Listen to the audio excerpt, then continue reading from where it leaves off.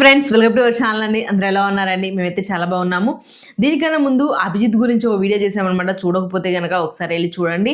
అలాగే ఇవాళ ఎపిసోడ్ అనమాట 12 తర్వాతే వీడియో చేస్తున్నాము. ఇవాళ ఎపిసోడ్ అందరినీ కూడా హోల్డ్లో పెట్టేశారు. అందరికీ కూడా ఆఖరికి మధ్యలో చూపిస్తారు కదా, కొంతమంది ఫాస్ట్ ఫార్వర్డ్లో వాళ్ళకి కూడా అందరికి నీకు గ్రీన్ ఇస్తున్నాం అని అందరికీ కూడా హోల్డ్లోనే పెట్టారు. ఇవాళ ఎవరు కూడా టాప్ 15కి అయితే వెళ్ళలేదు. ఎవరికి కావాలని పంపించలేదు, మరి ఏమో కానీ మాట్లాడుకొని మరి హోల్డ్లో పెట్టారు.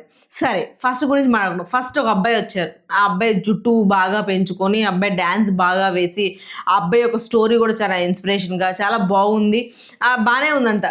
కానీ ఆ అబ్బాయి ఎక్కడో కొద్దిగా తేడా పడ్డాడు. కొంచెం నేను మీసాలు తీస్తాను, మీసాలు తీలేను అని చెప్పాడు. అంటే ఏంటి, అక్కడికి వెళ్ళిన తర్వాత వాళ్ళు అడిగితే నేను మీసాలు కూడా తీయలేను అని చెప్పి మీకోసం తీస్తున్నానని చెప్పి తీయచ్చు అన్న ఒక ఉద్దేశంతో నేను బిఎడ్లో అవన్నీ ఏమి తీయను అని చెప్పేసి అక్కడ రాశాడు.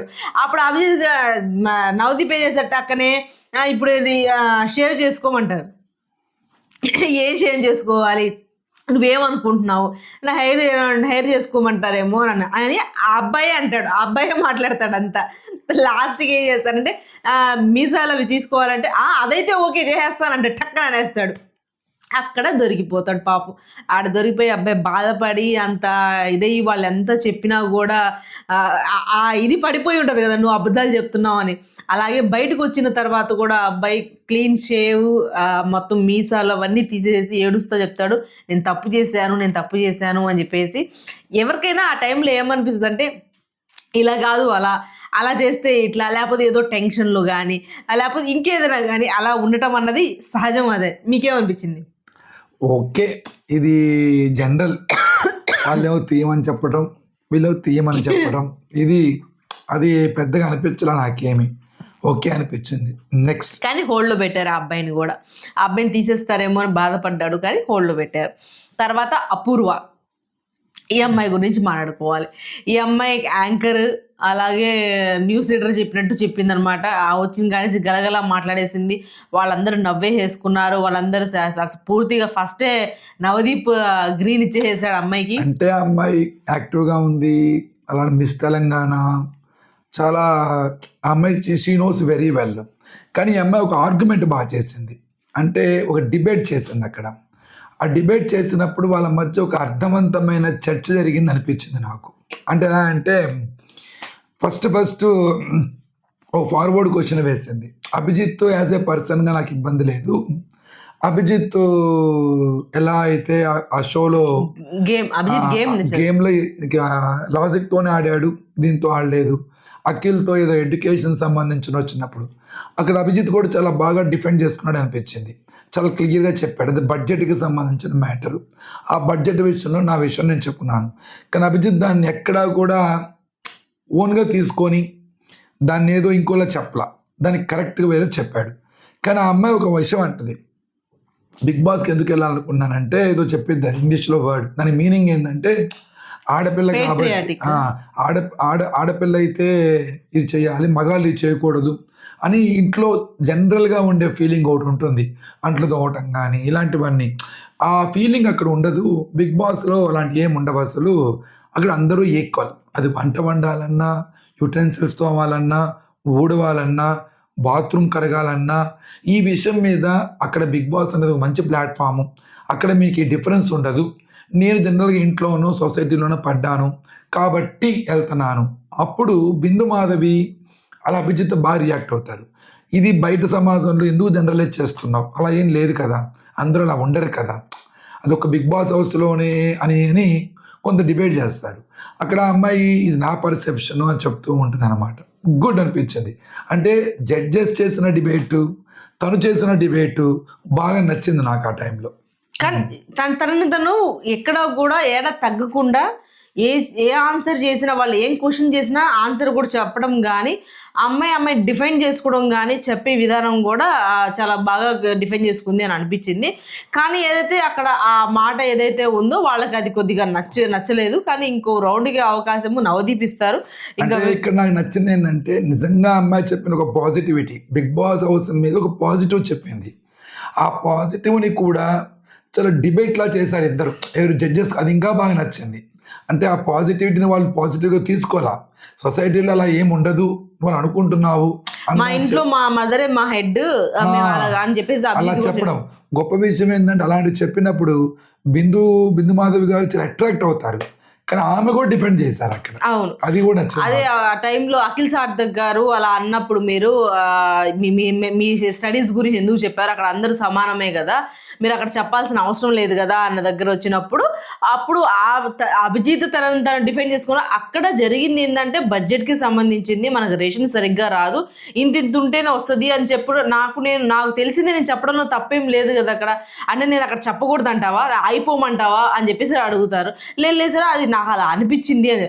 కానీ అక్కడ బిందు మాధవి ఆ టైంలో టక్కరే తను కూడా అద్దుకొని నాకు అక్కడ తప్పేం అనిపించలేదు, నీకెందుకు అనిపించింది అలా, నువ్వెందుకు అలా ఇచ్చేసావు అని చెప్పేసి ఆ అమ్మాయిని అడగటం. కానీ వీళ్ళిద్దరు చాలా డిఫరెంట్గా అంటే వాళ్ళు డిఫైన్ చేసుకోవడం చాలా బాగా ఇచ్చేసుకున్నారేమో అని అనిపించింది. కానీ ఆ అమ్మాయి మాట్లాడే మాట తీరు స్పష్టత చాలా బాగున్నట్టు అనిపించింది.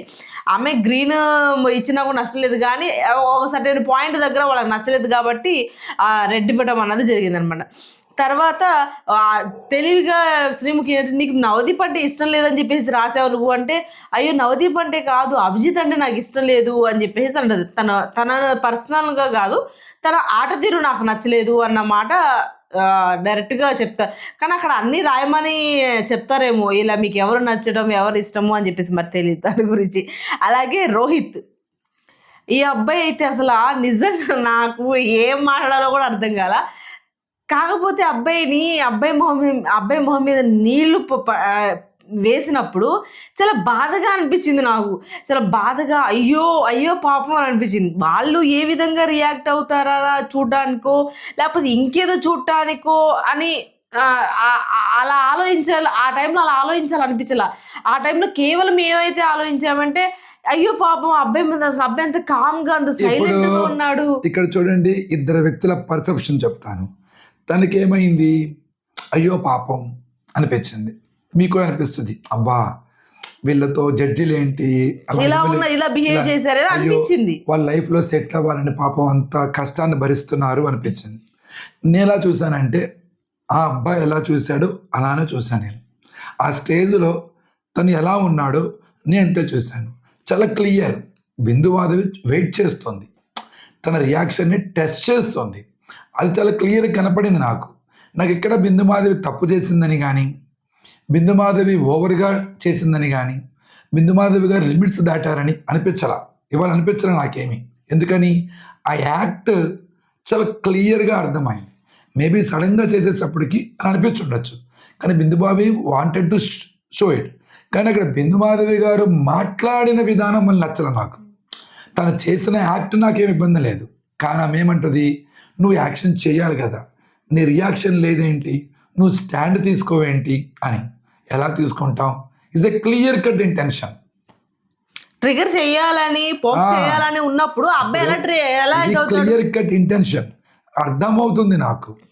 అదే కనకుండా అక్కడ వేరే ఇంటెన్షన్తో కనుక ఏది ఇలా జడ్జు ఆడిషను ఇలా కాకుండా ఉన్నట్టయితే బిగ్ బాస్ హౌస్లో జరిగితే నిజంగా వేరే విధంగా ఉండేది. అవును, అంతే కదా. అదే అబ్బాయి కాలర పట్టుకునేవాడు, తోసి పారేసేవాడు, అది వేరే విషయం. కాబట్టి ఇది క్లియర్ కట్ ఇంటెన్షన్ అనమాట. అక్కడ నాకు అర్థమైంది. బట్ ఆ అబ్బాయి ఫేస్ నవ్వుతూ, అంటే ఎంత ఇంటెన్షన్ తెలిసినా కూడా ఆ టైంకి ఎక్కడో చోట ఫేస్లో ఒక ఎక్స్ప్రెషన్ వస్తుంది. అది చేయలేదు. అది వెంటనే ఆ ఫేస్ చూసి అభిజిత్ చెప్తాడు, నీ కంపోజింగ్ నాకు బాగా నచ్చిందని. చివరికి ఆ అభిజిత్తే కాపాడతాడు. లాస్ట్ గ్రీన్ ఇచ్చి హోల్డ్లో పెడతారు అనమాట. కానీ తనని నీళ్లు పోయి బిందు మాధవ్ మీద నీళ్లు పోయమంటే ఆడికి వెళ్ళి పోయా అంటాడు అభిజిత్.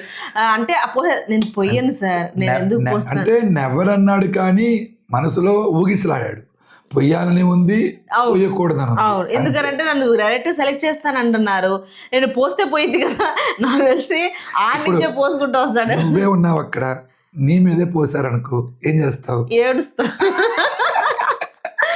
నా మీద పోసారని ఏడుస్తా, ఇక దాని మీద ఇంకేం చేయలేను నేను. ఒకవేళ నేనే ఉన్నాను అనుకో, నా మీద పోసారనుకో, నేనేం చేస్తాను అనుకుంటావు? అది మీకు తెలియాలి, నాకలా తెలుస్తుంది. మీరేం రియాక్ట్ అవ్వరు. మీరు కూడా సేమ్ అలాగే ఉంటారు. ముందుగానే వాళ్ళు ఏమనుకుంటారా అని ముందుగానే మీరు అర్థం చేసేసుకుంటారు.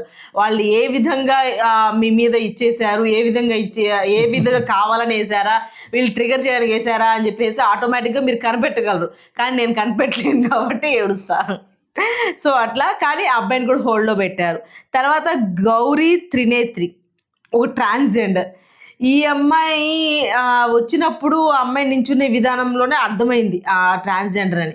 కానీ అమ్మాయి ఏం చెప్తుందా అని చెప్పి అమ్మాయి డ్యాన్స్ వేసినట్టు ఏదైతే కూచిపూడి అమ్మాయి నేర్చుకున్న దాంట్లో ఏదైతే ఉందో అక్కడ అంతా కూడా చాలా బాగా డ్యాన్స్ చేశారు. అందరూ జడ్జెస్ అందరూ కూడా క్లాప్స్ కొట్టారు, ఇంప్రెస్ అయ్యారు వాళ్ళందరూ ఆ డ్యాన్స్కి. అంతా బాగానే ఉంది. కానీ అమ్మాయి ఎక్కడో కొద్దిగా తడబడింది, అక్కడ కొద్దిగా తేడా పడింది అమ్మాయి. నేను ఎవ్వరికి చెప్పలేదు, నాకు ఎవ్వరికి తెలీదు, నేను ఇక్కడే ఈ ట్రీ ప్లాట్ఫామ్ మీద నేను రివీల్ చేస్తున్నాను అని చెప్పి. జనరల్గా అందరూ ఎక్కడ తప్పు చేస్తారంటే కన్వేయింగ్ ద ఇన్ఫర్మేషన్.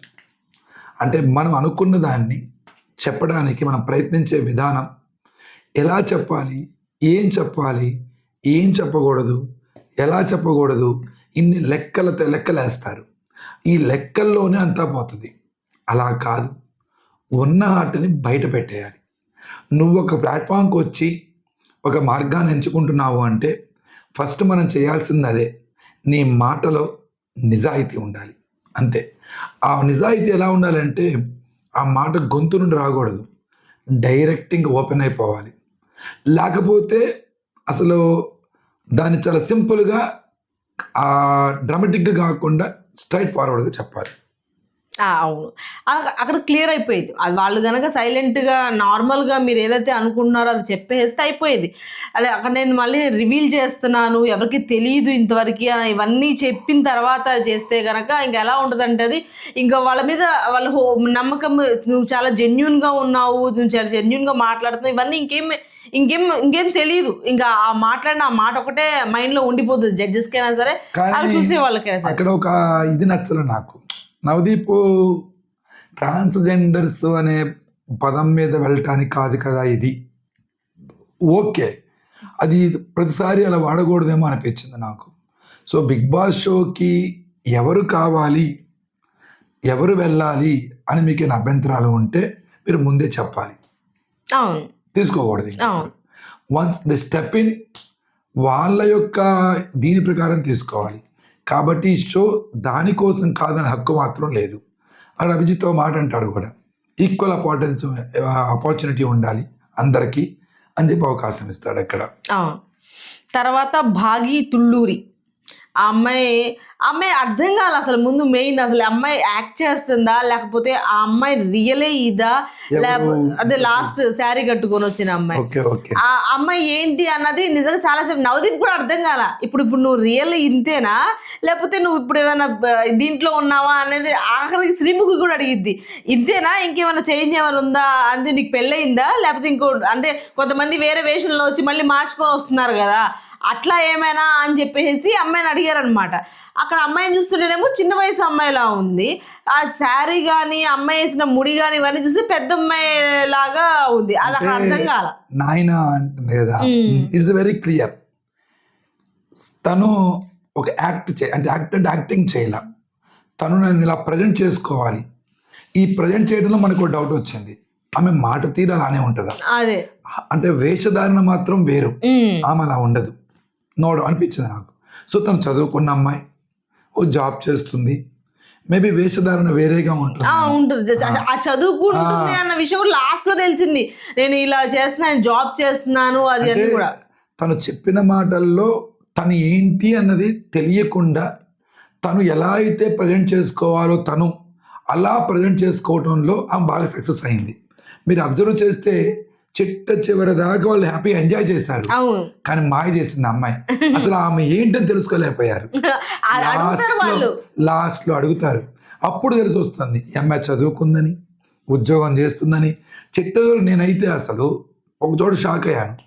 వాళ్ళ హస్బెండ్ గురించి చెప్పేటప్పుడు మేబీ ఆయన ఒక మాస్ పర్సన్ లాగా ఊహించుకున్నాను నేను. ఆయన సాఫ్ట్వేర్ అని తెలుసు. అవును, లాస్ట్ తెలిసింది సాఫ్ట్వేర్ అని. అక్కడ నాకైతే నేను స్టంపులు ఎగిరిపోయి నాకు. అంటే అమ్మాయి ఎలా స్టోరీ చెప్పిందంటే, ఇదంతా పల్లెటూరులో ఒక అబ్బాయి 9 సంవత్సరాలు ఇవన్నీ విని అయిపోయిన తర్వాత లాస్ట్ ఆయన ఏం చేస్తానగానే నాకైతే తండేల సినిమా గుర్తొచ్చింది. అంటే వెళ్ళిపోతాడు, మళ్ళీ ఎప్పుడుకో వస్తాడు. నేనైతే అదే ఫన్గా అదే సినారియోలో ఉన్నా. ఒక మాస్ పర్సన్ అంటే ఏంటి, కొద్దిగా బిజినెస్ చేస్తున్నావు, అది చేస్తున్నావు, కొంత ఇలా ఉండేది. అవును, ఆమె చెప్పిన విధానానికి, ఆమె చెప్పిన తర్వాత విషయానికి పొంతం లేదు. సో ఆమె ప్రజెంట్ చేసుకోవాల్సిన విధానం చాలా సక్సెస్గా చేసింది. కానీ ఎక్కడో తన మాటల్లో ఒక జెన్యూనిటీ కనపడింది, ఓ స్వచ్ఛత ఉంది. అంటే కానీ మొహంలో పాజిటివ్ గా కనపడింది. అది ఓకే, తను ప్రజెంట్ చేసినా బాగుంది. కానీ ఎక్కడో కంపల్సరీ అంతా అయిపోయిన తర్వాత ఇది కాదేమో ఈమె అన్న డౌట్ వచ్చేసింది, ఇది కాదేమో ఈమె అన్న ఫీలింగ్ వచ్చింది. బట్ అక్కడ వాళ్ళని ఇంప్రెస్ చేయడంలో ఆమె బాగా సక్సెస్ అయింది. అది అవసరం కూడా, ఎందుకంటే మొదటి అడుగు వేయడానికి presentation is the most important. అది కొంత అవసరం, తర్వాత ఆటోమేటిక్ అదే బయటకు వస్తుంది. అది ఇవాళ ఎపిసోడ్ అంతా కూడా చాలా కామ్ గా అదే మామూలుగా వెళ్ళిపోయింది. మధ్యలో ఫాస్ట్ గా చేసే వాళ్ళు కూడా చేశారు. అవును, వాళ్ళకు కూడా గ్రీన్ ఇచ్చారు, వాళ్ళని కూడా హోల్డ్ లో పెట్టారు. అక్కడ కొంతమంది మాట్లాడిన మాటలు కొన్ని ఇది చాలా బాగున్నట్టు అనిపించినాయి. వాళ్ళందరినీ కూడా, మిమ్మల్ని కూడా ఒక అవకాశం ఇస్తున్నా, కానీ వీళ్ళలాగా వాళ్ళని ఎందుకు చూపించలేము. అభిజిత్ ఒక బ్రదర్, వాళ్ళ బ్రదర్ గురించి చెప్పకుండా అభిజిత్ వెళ్ళేసి నేనే అనుకో బ్రదర్ని, ఏం చెప్తావో చెప్పుకో అంటాడు. గ్రీన్ ఇస్తున్నట్టున్నాడు. అందరు చాలా మందికి ఇచ్చారు. సో అది వాళ్ళ ఎపిసోడ్ అనమాట. చాలా షార్ట్ అండ్ సింపుల్గా అయిపోయింది. చూడాలి రేపు ఎపిసోడ్ ఎలా ఉండబోతుందో. దీనికన్నా ముందు ఒక వీడియో చూసాము, చూడకపోతే కనుక ఒకసారి చూడండి. ఈ వీడియో కనుక మీకు నచ్చితే ప్లీజ్ లైక్ చేయండి, షేర్ చేయండి, సబ్స్క్రైబ్ చేసుకోవడం మాత్రం మర్చిపోకండి. బాయ్.